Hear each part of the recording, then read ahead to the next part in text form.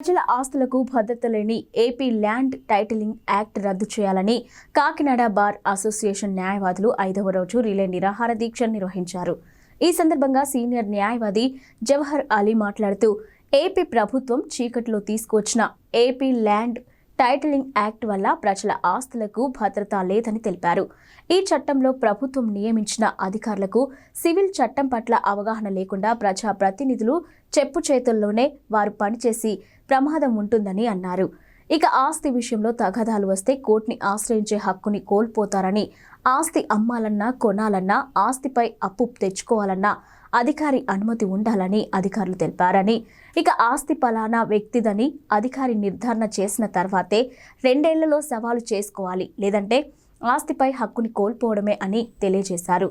ఈ కార్యక్రమంలో bar president ముత్తంటి Visweswara Rao, Kakarla Venkateswararao, వరపు Gokulakrishna తదితరులు పాల్గొన్నారు.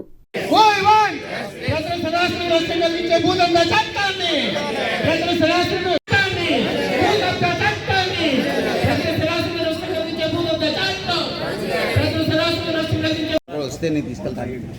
అలాగే ఆయన మా అక్కడ చల్లా ధనంజయ గారి ఆఫీస్కి వెళ్ళాం.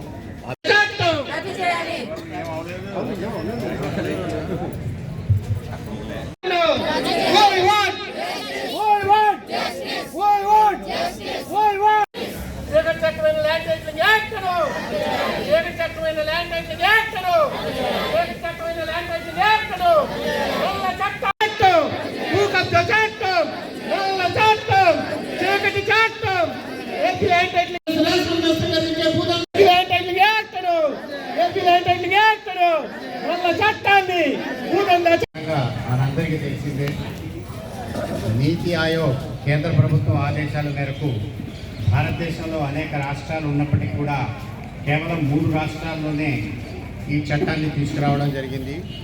ఇది న్యాయవాదులకు సంబంధించిన సమస్య కాదు, ఇది పూర్తిగా ప్రజల ఆస్తి హక్కులకు సంబంధించిన చట్టం. ఇది ఈ ప్రజా వ్యతిరేకమైన చట్టాన్ని వ్యతిరేకిస్తూ మన ఆంధ్ర రాష్ట్రంలో ఉన్నటువంటి న్యాయవాదులందరూ కూడా అనేక విధాలుగా సమ్మెలు, అనేక విధాలుగా నిరాహార దీక్షలు,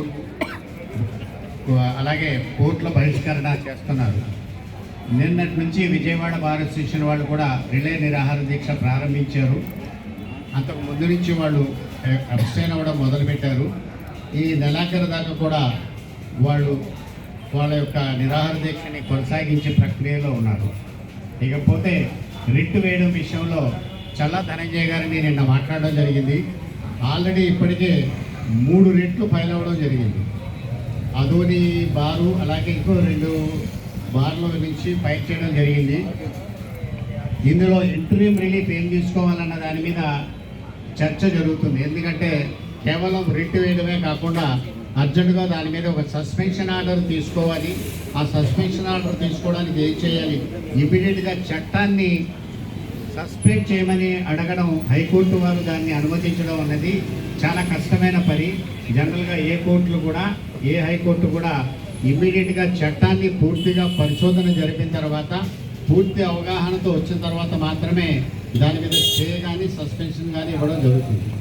అందువల్ల అలా కాకుండా మన రాష్ట్రానికి సంబంధించి చట్టాన్ని వెంటనే నిలుపుదల చేసి న్యాయవాదులకి, ప్రజలకి ఎటువంటి ఇబ్బంది లేకుండా చేయడానికి ఉన్నటువంటి ఒక కారణం ఏంటంటే, మన యొక్క దావాలు వేస్తున్న దాంట్లో ల్యాండ్ టైటిలింగ్ యాక్ట్ వచ్చినందువల్ల వీటిని రిటర్న్ చేస్తున్నామని చెప్పి మనకి ఎండార్స్మెంట్స్తో రిటర్న్ అవ్వడం కూడా జరిగింది. కాకపోతే తర్వాత మనం అందరం అడిగిన దాని మీద వాళ్ళు నెంబర్ ఇస్తున్నారు. ఆ రకమైనటువంటి ఎండార్స్మెంట్స్తో కూడినటువంటి అబ్జెక్షన్స్తో హైకోర్టులో దాఖలు చేసి ఈ చట్టం మీద పూర్తి సస్పెన్షన్, ఇంటరీమ్ ఆర్డర్ వచ్చే వరకు ఈలోగా హైకోర్టుల్లో, లోయర్ కోర్ట్స్లో ఎక్కడ కూడా ల్యాండ్ టైటిలింగ్ యాక్ట్ పురస్కరించుకుని ఏ దావాలు కూడా రిటర్న్ చేయడానికి వీల్లేదంటూ ఒక ఇంటరీమ్ రిలీఫ్ కూడా కోరవచ్చని ఒక చర్చ వచ్చింది. తద్వారా ఇంటరీమ్ ఆర్డర్ని పొందుదామని.